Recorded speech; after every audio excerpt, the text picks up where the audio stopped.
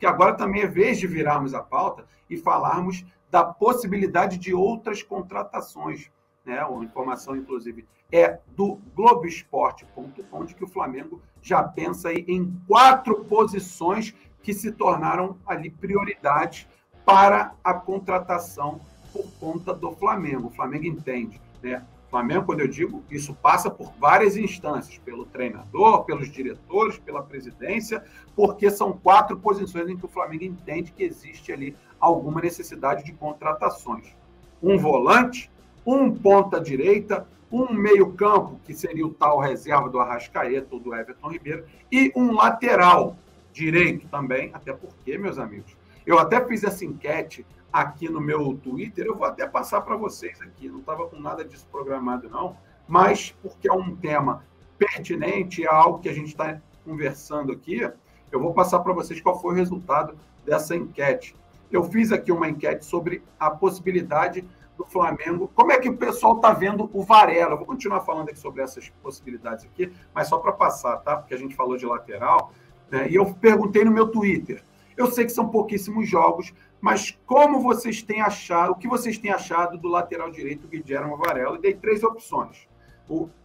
Quem venceu aqui a enquete foi o ainda é cedo para opinar, por conta dos pouquíssimos jogos do Varela com a camisa do Flamengo. 47% das pessoas que votaram que ainda é cedo para opinar. 19%, né, que foi a menor taxa, dizendo que tem futuro no Flamengo, ou seja, que vai dar conta do recado, 19%, e não tem o nível de Flamengo, ficou com 34%. Portanto, tivemos até um número expressivo aí de votos, mas com 47%, o ainda é cedo para opinar foi quem venceu. Eu queria, inclusive, saber a opinião de vocês. Mas até agora, por mais que seja cedo, e eu concordo, se eu tivesse que votar na minha própria enquete, eu também colocaria que ainda é cedo, mas até agora ele mostrou muito pouco. Tá? Até agora mostrou muito pouco. Quem sabe precisa de rodagem, quem sabe também precisa entender melhor o trabalho do treinador, mas eu senti falta do apoio do Varela pelo lado direito, muitas vezes, quando tínhamos por ali o Rodinei. Ah, mas o Rodinei não é nem um craque, eu concordo, tá? Eu só estou dizendo que o Rodinei é mais agudo, ele ataca mais, ele permanece mais no campo de ataque. E eu percebi que o Varela, muitas vezes a gente olhava para aquela subida ali e ele ainda não estava por ali, porque estava mais protegendo o campo defensivo, que é uma característica do próprio Varela. Então a gente tem que ver como é que o Vitor Pereira vai trabalhar essa questão. Marcos Vinícius Albernaz está dizendo que ainda é cedo para opinar, assim como Tuca Brasil, ou a Tuca Brasil, desculpa, eu não sei se é um menino ou uma menina, está dizendo ainda é cedo, é o que diz também o Tuca ou a Tuca Brasil. É o Fernando José. Uma semana para o Vitor Pereira acertar esse sistema defensivo. Estou pagando para ver. Pois é, uma semana porque já temos outra decisão, mas não é num tempo tão rápido assim que se ajusta todo um sistema defensivo. Vamos contar com a ajuda de São Judas Tadeu, meu amigo o Fernando José, porque é muito pouco tempo, né? A gente sabe que realmente é pouco tempo. Início de temporada é justamente para você fazer esses ajustes. E não adianta só a pré-temporada, treinar. O ajuste é feito depois dos jogos, né? Você vai consertando nos erros que você vai vendo nos jogos. E aí, ainda falando dessa possibilidade do Flamengo trazer 4, porque são 4 posições em que o Flamengo tem hoje, entende que há uma necessidade, um volante, um ponta-direita, um meio-campo e um lateral. O Flamengo, com essa grana do João Gomes, o Flamengo não tem grana, de fato, nesse momento, para trazer 4 jogadores. Então, a prioridade da prioridade dessas 4 posições, existem 2 que são prioritárias, que são um volante e um ponta-direita. Esses teriam sido pedidos, ou seja, prioridade do Vitor Pereira, um volante e um ponta-direita. Muito se falou no Diego Rossi, né, o uruguaio que está lá na Turquia. Toda janela também a gente fala sobre Diego Rossi. E aí existe uma necessidade de se contratar alguém para a vaga deixada pelo João Gomes. Só que eu também faço essa pergunta para vocês. Se contratarmos alguém para o lugar do João Gomes, esse alguém será titular? E se for titular, quem é que sai? Thiago, Gerson, como é que fica? Muita gente falando, precisamos do João Gomes, não tem como. Gente, tem como. E eu acho que a maior prova disso é que fomos campeões da Libertadores e também campeões brasileiros em 2019 e quase fomos campeões mundiais com Arão e Gerson. Ou seja, é possível jogar sem um pitbull ali. E o Flamengo marcava muito aquele Flamengo do JJ. Agora, sejamos sinceros também, por isso que é momento de, cabecinha no lugar. Cabecinha no lugar.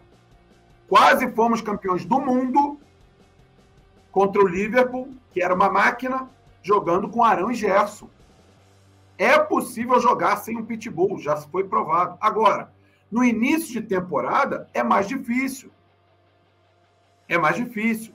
O JJ, quando chegou ao Flamengo, tudo isso vale a gente lembrar. Quando chegou ao Flamengo, chegou no mês de maio, teve 20 dias para trabalhar o time. A parte tática, que mesmo assim precisou de melhorias depois que a bola começou a rolar. Só que a parte física, ela já estava apurada, porque o Flamengo já vinha jogando com o Abel Braga. Eu não estou entrando no mérito se jogava bem ou mal. Mas a parte física já estava melhor. Então, a parte tática, quando o jogador entende o que precisa fazer dentro do campo, ele, além de entender, ele tem que estar bem fisicamente para executar. Isso facilitou um pouquinho a vida do JJ, porque o Flamengo já estava bem fisicamente, já estávamos em maio quando ele chegou. Só a parte tática que precisou ser implantada pelo JJ. Agora não. É a parte física de um início de temporada e a parte tática de um início de trabalho do Vitor Pereira. Então, a gente tem que ter, sim, paciência. É chato. Eu também queria ser campeão, mas não podemos achar que o trabalho não vale nada, porque tivemos um grande teste na temporada. Não adianta Nova Iguaçu, não adianta. O nível técnico é muito abaixo.